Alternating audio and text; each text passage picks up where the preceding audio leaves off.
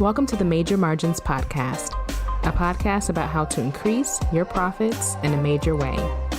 Each week, we'll cover all things about managing your funds, increasing your profits, and to create healthy cash flow in your business and life. We'll have your favorite entrepreneurs talk about how they transform their money and business for the better. And I'm your host, Ayana Vaughn.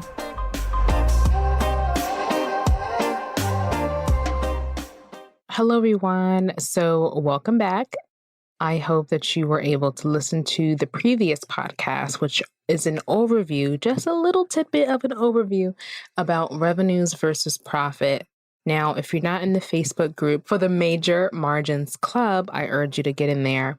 But today is going to be a podcast that goes more in depth with profit margins and understanding the financial reporting around that. Now, I did say that we'll go over that in the Major Margins Facebook group, but if you're not in there, this will be a jam-packed and informative podcast. So I want you to get some pens, paper, flashcards, sticky notes, typewriter, whatever, so that you can take some notes on this because I am super excited to get into this. This is where I fell in love with accounting because it helps you create the picture for the finances.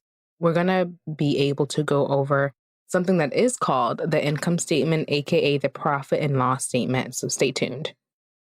This is something that if you haven't listened to episode 1, I told you about how I fell in love with accounting during an accounting course where we learned all about financial accounting. And this is where I got so geeky. Okay, so we're going to start with the P&L. So we have revenue. We talked about revenue being how we earn income for the business through our services, our products, whatever have you, something that we get for our business. And then we have something called direct costs. Direct costs are for our expenses that are used to create revenue.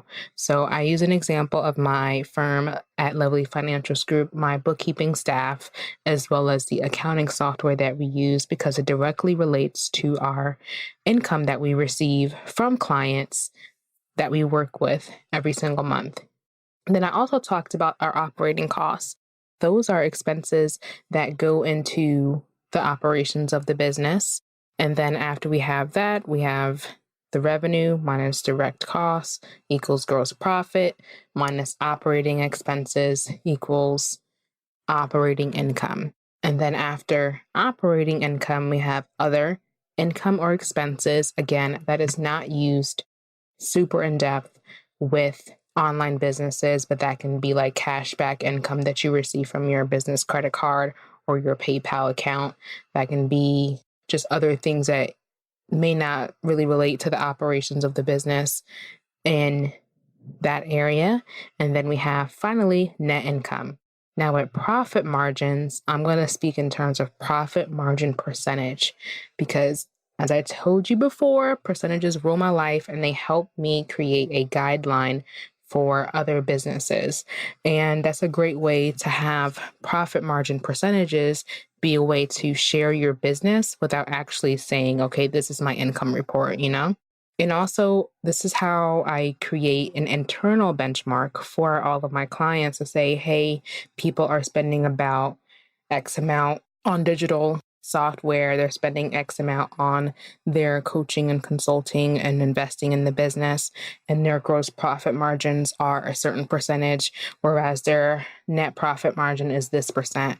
And this is just me just really digging to the information that I get with different clients as a whole that may have similar industries. So I'm telling them how they match up with other clients without essentially giving them information that is sensitive. So let's go into profit margins. Now, with gross profit margin percentage, you get that by having your revenues minus your direct expenses or direct costs or cost of goods sold. Those are the different names for them. And then you get your gross profit. And then to get the percentage, you have your gross profit divided by revenue to get your gross profit margin percentage. And actually your gross profit margin, and then you kind of transform it into a percentage, and then you get your gross profit margin percentage.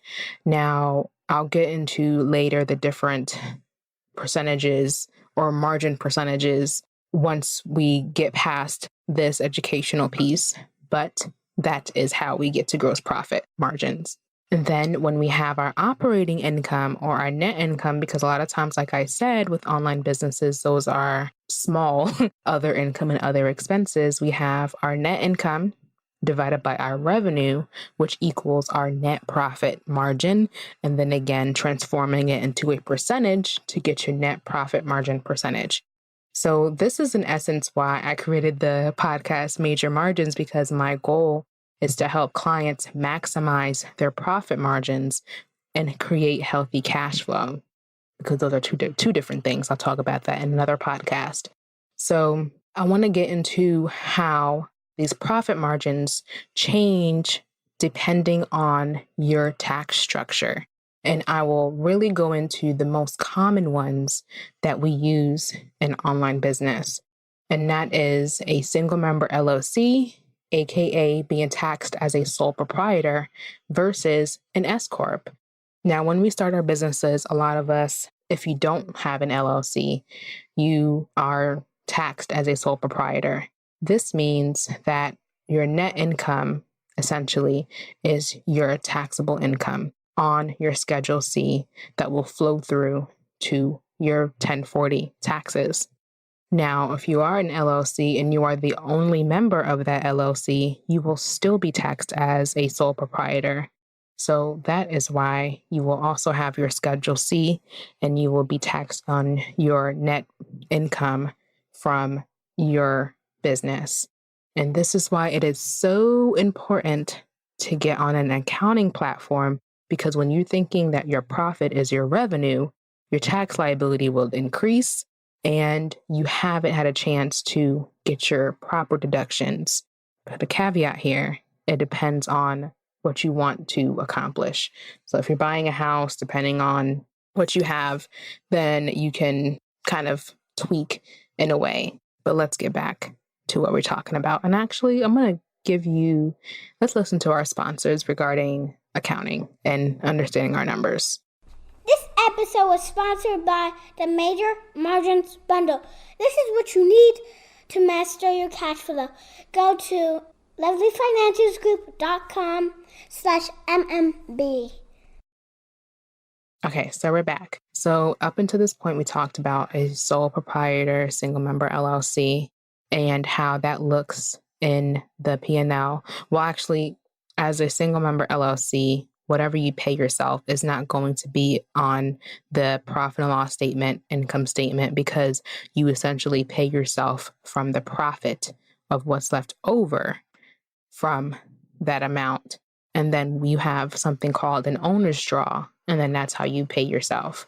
So in essence, your profit margins can be extremely healthy because you're not paying yourself a salary that is seen in operating expenses. Now, when you become an SCorp, that changes quite a bit. So this episode I'm not going to go in full detail about an SCorp, but when you become an SCorp, you put yourself on salary and you create what is something that is called, quote, a reasonable salary. And then now you go from having only an owner's draw, which you pay yourself from profit after what is left over, you're going to put yourself on payroll so that your salary that you pay yourself is now an expense in the business, and that will decrease your profit margins accordingly. When you do pay yourself, your profit margins will decrease. And I don't want you to get scared because your profit margins are lower because now you're paying yourself, but really think about how that can help you tax-wise. Again, we'll talk more about that in another episode. Now that we know what profit margins are, what are profit percentages, and how they differ depending on the popular tax entities, I'm going to talk to you about the different profit margins depending on your industry. Now, the first one that we have is the solopreneur or service provider. You are providing services, yourself. You don't necessarily have a team. You may have a virtual assistant. You may have someone on Fiverr helping you do X, Y, and Z, and they don't necessarily relate to receiving revenue, but they do help you overall in business. So gross profit margins for solopreneurs / service providers, I like to see them at 80%. Now, as we know, PayPal and Stripe, they take their 3%. So that's 3% of your revenue that goes to your direct expenses. And anything else that might directly relate to you earning revenue is your direct expense. So after we have your revenue minus your direct expenses, your gross profit margin should be around 80% if you are a solopreneur. Okay? The second type of business model is something that I have. It is a firm / agency model. So this is where you go from being a solopreneur to actually having team members who are extremely valuable and extremely important in getting the revenue from your services or products. Now, actually, let's say services because this is a firm and agency owner. They are providing services. So usually this gross profit margin is around 60% or higher or lower. I like to see it at 60% if it's like a small agency and around 50% if it is a larger agency and you have multiple clients, a lot of team members, and you as the business owner, you're not necessarily doing most of the work. So this goes from you being in the day-to-day as a solopreneur to really being more of a quote CFO in this role. So with this at 60%, that means you know that you are not doing a lot of the work to get the revenue. Okay. And then we're going to go, the third business model is a coach or consultant. Now, a lot of times people who don't have this business model compare themselves to this business model and get disheartened when their numbers aren't the same. Now, if you are a coach or consultant, your gross profit margins are anywhere from 80, 90, and high 90 gross profit margins because you don't necessarily have a lot of direct costs unless you have junior coaches or coaches who work under you in order to provide that coaching service. So it can range depending on your team structure. The fourth business model that I want to get into is a course creator. Now, this is still high in gross profit margin, but you have some other expenses. This is where you could potentially put advertising in your direct costs because if advertising is your bread and butter for your course creation, then that's a good idea to put that there, depending on where you and your accountant decide and what makes sense for you. So with that being said, we have software, your transaction fees, your other expenses, and usually course creator profit margins can be 70% and up. And again, that depends on what you're spending your money on to get your income. A lot of that is maybe your software directly relates to getting your income. You can definitely put that up in your direct costs if you like. Now, the fifth and final business model for online business is e-commerce. And this gross profit margin percentage ranges at 60% and up. And of course, it can be lower, but I definitely love to have it at 60%, depending on which type of e-commerce brand that you have. Maybe if you have physical, then it might be a little bit less. But a good rule of thumb is if the less work that you have hands-on, more than likely the lower the gross profit margin because your direct costs helps you create that revenue without you having to be in the picture 100%. Now with e-commerce, that is, you have like your physical products that you sell. So your direct cost is actually cost of goods sold. And this is, of course, materials, your wholesale products, your shipping, your packaging, maybe your ad spend, and transaction fees, of course, to get that product to your customers. Again, that is at 60% and up, depending on what you're spending.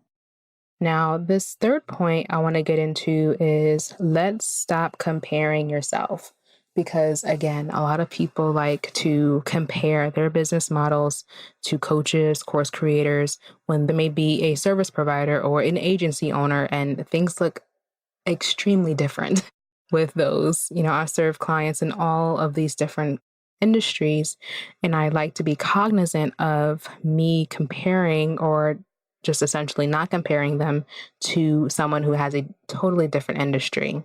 Now, with that being said, I also like to create benchmarks with expenses, which each line of expense against revenue. So that is, for example, on average, if people or if a business owner is going through a growth phase, they may spend 15% of their revenue on coaching, consulting, courses so that they can get to the next level of their business. So I really love, outside of looking at gross profit margins or profit margins in general, I like to look at each expense against revenue. This was a very, very educational podcast, and I hope that you enjoyed it. I hope this wasn't too much.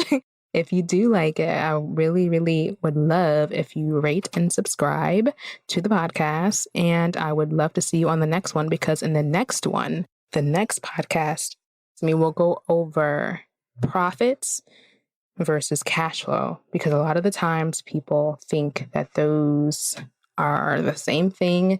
And again, they are not. So stay tuned, and I'll talk to you next time. Bye.